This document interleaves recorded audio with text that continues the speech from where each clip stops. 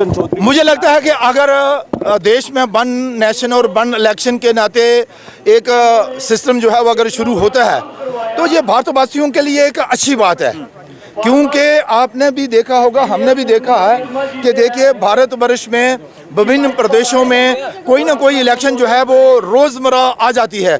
कभी अभी 3-4 स्टेटों को इलेक्शन होंगे, उसके बाद 3 महीने के बाद आपको मालूम होगा कि मार्च में फिर 3 महीने इलेक्शन होंगे, कोई जनवरी में इलेक्शन हो रहे हैं, कोई दिसंबर में इलेक्शन हो रहे हैं, उसके बाद पार्लियामेंट का भी इलेक्शन आ जाता है। तो रोज़मर्रा इलेक्शनों में ही हमारा जो पैसा भी मतलब उसका भी उपयोग होता है और फिर जो देश की तरक्की है वो भी रुक जाती है, कोड ऑफ कंडक्ट लगते हैं।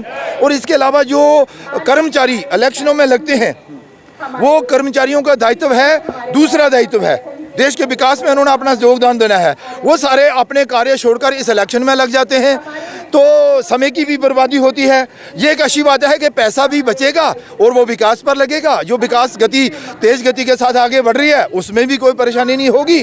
और एक समय पर अगर इलेक्शन होंगे तो इससे देश हित में ये कदम जो अगर कोई उठाता है, हमारी सरकार उठाती है, तो हम इसका वेलकम करें। देश की जनता इसको